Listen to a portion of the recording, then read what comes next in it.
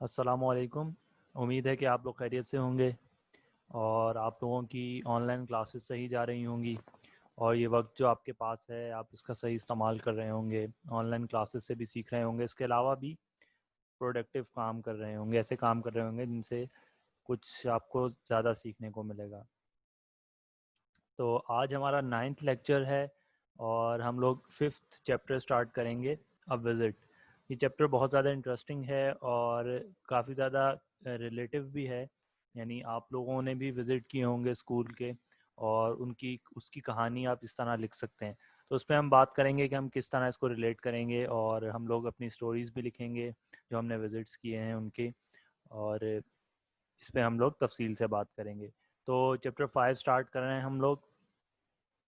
पहले learning objectives देख लेते हैं, रिव्यू कर लेते हैं। सबसे पहले बेटा आप लोगों को ये पता होना चाहिए कि आप लोग इससे पहले 4 जो है वो लेसन्स करके आ चुके हैं या 4 चैप्टर्स करके आ चुके हैं, जिनमें से 2 चैप्टर्स जो थे वो प्रोज के थे, यानी कि नसर जिसको उर्दू में कहते हैं, और जो 2 चैप्टर्स थे वो आपकी पोएम्स थी।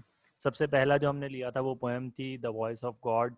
उसके बाद हम लोगों ने एक चैप्टर लिया था जिसका नाम था द वाइस कैलिफ, और उसके बाद हम लोगों ने एक और पोएम ली थी जो हमने अभी रिसेंटली की है, लिटिल थिंग्स और द लास्ट सरमन।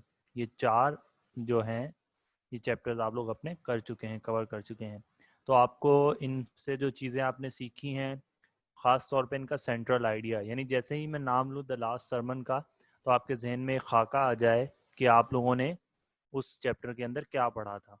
ठीक है, जैसे ही मैं नाम लूँ द वाइस कैलिफ का तो आपको वो पूरा वाक़या याद आ जाए जो खलीफा हारून रशीद के सामने लाया गया था। और जैसे ही मैं नाम लूँ द वॉइस ऑफ गॉड का तो आपके जहन में वो पोएम आ जाए कि उस पोएम के अंदर वॉइस ऑफ गॉड से क्या मुराद है, किससे किसकी बात की गई है, उनके पोएट कौन हैं, वगैरह वगैरह। और जैसे ही मैं नाम लूँ लिटिल थिंग्स का तो आपके जहन में वो सारी बातें आ जाएं जो उस पोएम के अंदर की गई हैं।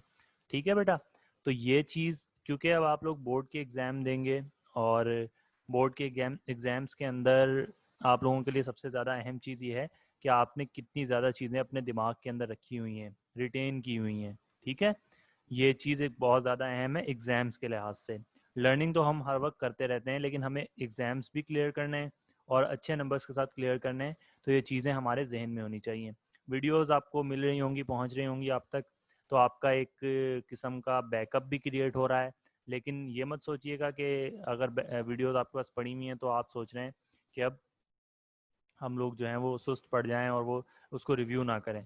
तो हर लेसन के बाद अभी जब ये हमारा 5th जो हमारा ये लेसन है ये कंप्लीट होगा तो हम लोग एक ओवरऑल रिव्यू करेंगे कि हम लोगों ने क्या पढ़ा, उस उन उन स्टोरीज़ का और पोएम्स का सेंट्रल आइडिया क्या था, समरी किस तरह लिखते हैं। हाँ, ये बात मुझे याद दिलाइएगा आप लोग कि एक लेक्चर आप लोगों का इस पर भी करवाया जाएगा कि किसी भी चैप्टर की या किसी भी पोएम की समरी किस तरह लिखी जाती है, तो वो भी उस पर भी एक इंशाल्लाह लेक्चर होगा। तो ये 5 जो आपके शुरू के जो चैप्टर्स हैं जैसे ही ये कंप्लीट होंगे तो हम लोग एक रिव्यू करेंगे और हम लोग ये भी डिस्कस करेंगे कि इससे कनेक्टेड, इससे रिलेटेड कौन से क्वेश्चंस आपके एग्ज़ाम में आते हैं और उनका जवाब आपको किस तरह देना है और आपको कौन से क्वेश्चंस अटैम्प्ट करने हैं। ठीक है बेटा, तो हम लोग इस पर भी इंशाल्लाह बात करेंगे। तो आज रिव्यू हम लोगों ने कर लिया, अब हम रीडिंग करेंगे अ विज़िट की। तो आज जो है वो इसकी रीडिंग आप लोग खुद करेंगे। बुक्स आपके पास मौजूद होंगी, जिन बच्चों के पास बुक्स नहीं हैं तो मैंने यहाँ पे भी लिख दिया है, तो आप उससे पढ़ सकते हैं। मैं हर स्लाइड के लिए आपको 5 मिनट दूंगा, आप बैठ के उसकी रीडिंग कर लें आराम से, कोई जल्दी नहीं है। और अगर किसी की रीडिंग फास्ट है, मैं बार बार कहता हूँ, तो वो एक से ज़्यादा मरतबा भी रीडिंग कर सकता है। जितनी ज़्यादा आप रीडिंग करेंगे, जो न्यू वर्ड्स हैं आपके लिए वो आपके जहन में उतने ज़्यादा बैठेंगे। तो रीडिंग आप लोगों के लिए बहुत ज़्यादा इंपॉर्टेंट है, और अगर आप थोड़ी आवाज़ें बुलंद कर रहे हैं, यानी आप तेज़ आवाज़ से कर रहे हैं, तो ये भी एक बहुत अच्छी चीज़ है क्योंकि आपकी जो प्रोनाउंसिएशन है, जो तलफ़ुज़ हैं आपके, वो इससे बेहतर हो जाएंगे। ठीक है बेटा, तो आज आप लोग इसकी रीडिंग करेंगे और न्यू वर्ड्स जो है वो हम इसमें से लिखेंगे। और एक होम टास्क है आपके लिए जो बिल्कुल आसान सा है, लेकिन वो कनेक्टेड है एक एक्टिविटी से, तो उस पर भी हम लोग बात करेंगे जब उसकी बात होगी। ठीक है बेटा, तो जो चैप्टर है उसका नाम है अ विजिट। और इस चैप्टर के नाम से ही आपको अंदाज़ा हो रहा होगा कि इसके अंदर किसी विजिट की कहानी या कोई रुदाद है कि किसी ने किसी जगह का विजिट किया होगा तो उसकी कहानी है ये। तो बिल्कुल ऐसा ही है कि एक स्कूल जो है वो विजिट कर रहा है एक फॉर्म का, तो उसकी कहानी है ये। तो ये फर्स्ट 2 पैराग्राफ्स हैं उस चैप्टर के।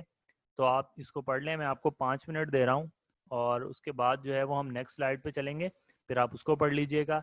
दोनों को पढ़ते वक्त आपके पास पेन और कॉपी होनी चाहिए। कोई न्यू वर्ड्स लग रहे हैं या कोई चीज़ समझ नहीं आ रही तो आप उस पर लिख लें। ठीक है, तो अब मैं खामोश हो रहा हूँ, आपको 5 मिनट दे रहा हूँ, आप इसको पढ़ लें।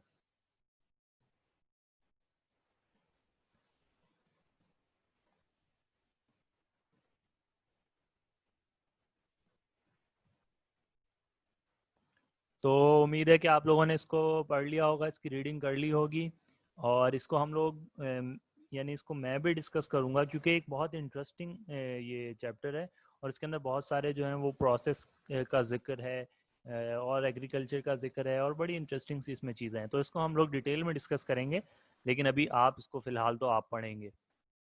अब ये नेक्स्ट स्लाइड मैंने दिखा दी है, इसके लिए भी मैं आपको 5 मिनट्स दे रहा हूँ, और आप इसको पढ़ लें और इसमें से जो न्यू वर्ड्स हैं उनको लिख लें। और अब मैं खामोश हो रहा हूँ।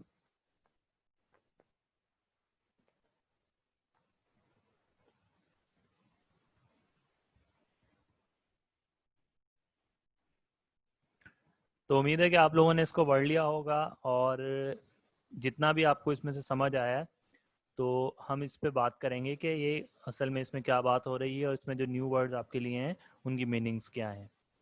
तो ये तो आपकी जो है वो कंपलसरी स्लाइड है, आपको न्यू वर्ड्स लिखने होते हैं हमेशा, ये बात आपको पता भी है। अच्छा, ये एक्टिविटी है जिसकी मैं बात कर रहा था। एक्चुअली जैसे आपने छोटी क्लासेस के अंदर डू एज डायरेक्टेड पढ़े होंगे, ये उसी टाइप की एक एक्टिविटी है। इस पर हम लोग और भी बात करेंगे, लेकिन अभी फ़िलहाल मैं आपको समझा देता हूँ कि इसमें करना क्या है। ये एक सेंटेंस है जो मैंने इसी पैराग्राफ में से उठाया है, जो मैंने आपको थोड़ी देर पहले दिखाए थे। दे वर नेचुरली वेरी एक्साइटेड। ये वर्ड से आपको पता लग रहा है कि ये, और ये सेकंड फॉर्म भी है वर्ब की, कि ये क्या है, पास्ट का जुमला है, पास्ट का टेंस है।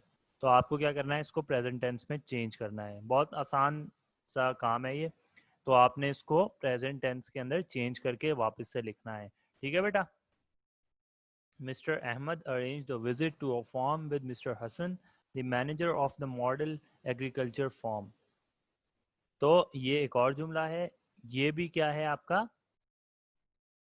पास्ट के अंदर मौजूद है, क्योंकि आप देखें ना सेकंड फॉर्म का इस्तेमाल हुआ है। आपको इसको फ्यूचर टेंस के अंदर चेंज करना है। ठीक है। It was a wheat harvesting season. अब हार्वेस्टिंग किसको कहते हैं, ये चीज़ आपको सर्च करनी है, और हार्वेस्टिंग की जगह कोई और वर्ड का इस्तेमाल करना है, कोई साइनोनियम इस्तेमाल करना है। ठीक है। वीट तो आपको पता है गंदम को कहते हैं, और हार्वेस्टिंग का आपको पता लगाना है, ये आपका होमवर्क है।